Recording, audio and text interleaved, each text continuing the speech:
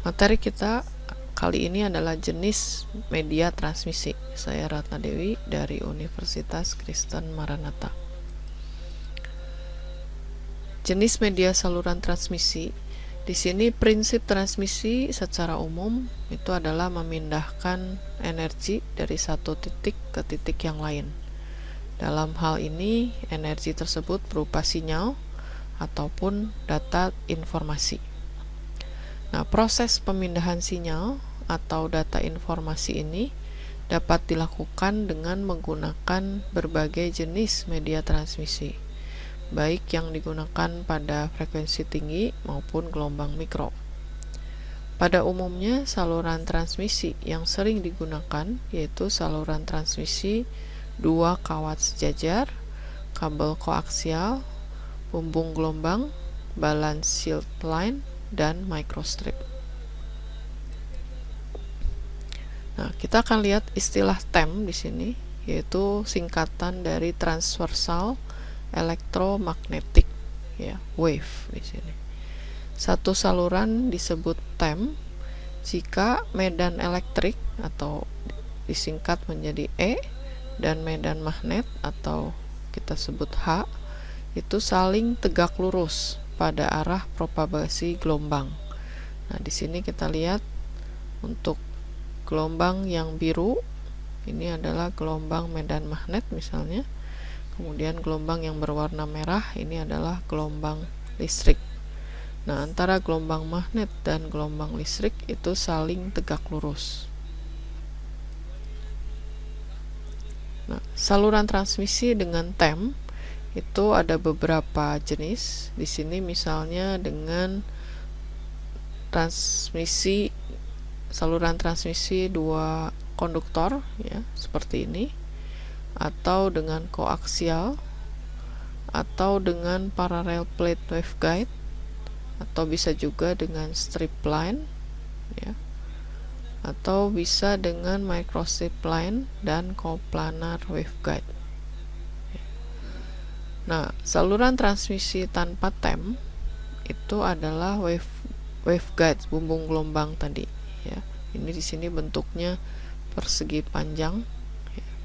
Kemudian ada juga waveguide yang bentuknya sirkular seperti ini, atau bisa juga dengan kabel optik atau optical fiber, ya.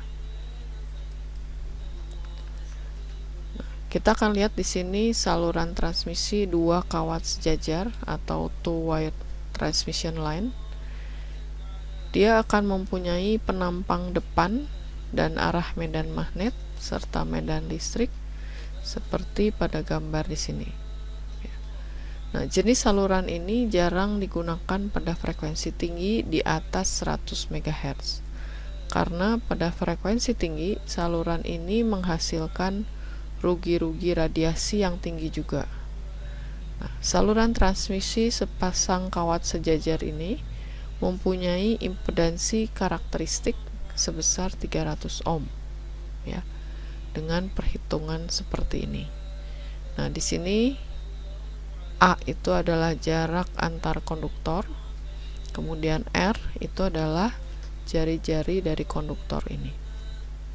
Nah, ZC di sini adalah impedansi karakteristik, ya, itu kita peroleh dari akar L per C, di mana C adalah pi kali E di sini dibagi ln A dibagi R, ya. Kemudian L ini adalah mu 0 per pi ln A per R, sehingga waktu kita substitusi ke dalam persamaan impedansi karakteristik, maka kita akan dapat 120 akar ER ln A per R, ya. E sendiri di sini adalah konstanta dielektrik dari bahan, E0 adalah konstanta dielektrik ruang bebas, ya, nilainya adalah 1 per 36 pi kali 10 pangkat min 9 farad per meter.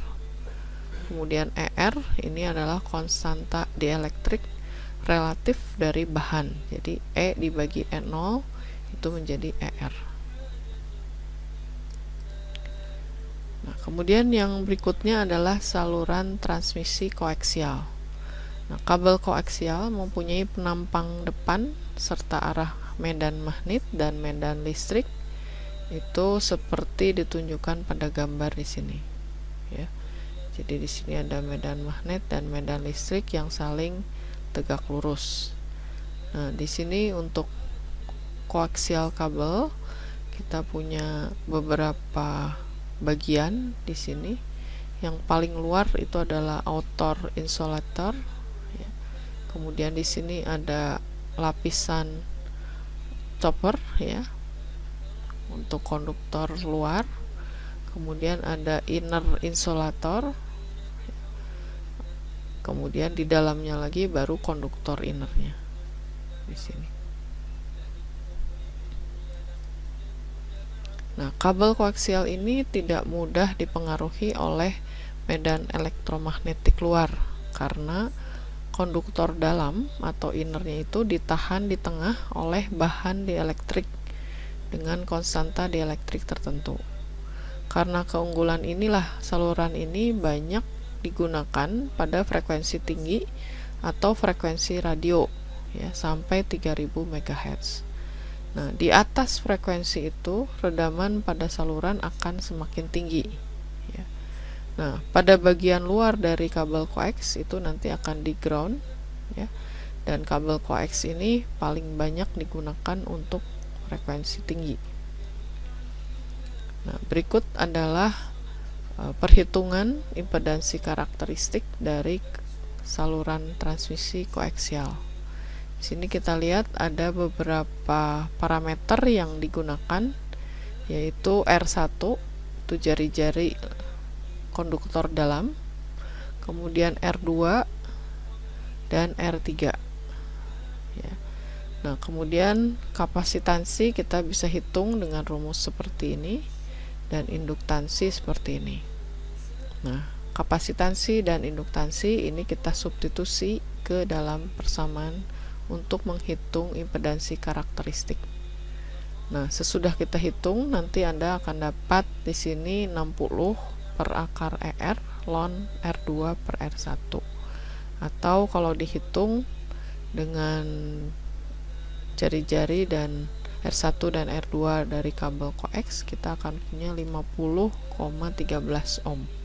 Jadi kabel koax itu rata-rata 50 ohm, ya. Nah, yang berikutnya adalah bumbung gelombang atau waveguide. Ini digunakan pada frekuensi yang sangat tinggi, yaitu lebih dari 3 GHz. Karena bila menggunakan saluran koaksial pada frekuensi tersebut, saluran koaksial akan mengalami rugi-rugi daya yang semakin besar. Nah, bumbung gelombang itu terdiri dari dua jenis, yaitu yang rektangular yang mempunyai penampang segi empat dan sirkular yang mempunyai penampang melintang berbentuk lingkaran. Nah, gambarnya akan kita lihat di slide berikutnya di sini. Nah, ini bumbung gelombang berbentuk rektangular dan ini adalah berbentuk sirkular. Nah, kemudian yang berikutnya adalah balanced line. Balanced line ini adalah perpaduan antara two wire line dan koaksial. Nah, saluran ini mempunyai penghantar ketiga yang membungkus kedua penghantar lain seperti kita lihat pada gambar di sini. Nah, penghantar ketiga ini berfungsi untuk mengatasi hamburan dari medan magnet dan medan listrik yang terjadi pada dua kawat sejajar. Nah, yang berikutnya adalah microstrip atau strip line. Ini merupakan saluran transmisi yang bentuk fisiknya itu berupa kabel yang bersifat kaku di sini. Saluran transmisi jenis ini digunakan pada frekuensi gelombang mikro. Ya, jadi ordenya adalah gigahertz dan digunakan untuk menghubungkan piranti elektronik yang berjarak dekat.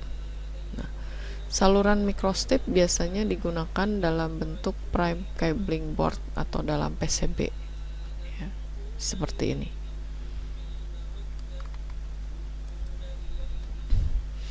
Nah, saluran transmisi yang sering digunakan itu untuk aplikasi frekuensi radio gelombang mikro ya, dan rangkaian digital kecepatan tinggi. Itu adalah saluran planar ya. Saluran transmisi planar itu terdiri atas 3 jenis, yaitu triplet, microstrip, dan coplanar line. Ditinjau dari strukturnya, saluran transmisi planar mempunyai struktur elektromagnetik yang sangat kompleks ya, karena pada bidang penampangnya terdapat 3 material, yaitu dielektrikal, metal, dan udara. Berikut adalah daftar pustaka pada materi ini.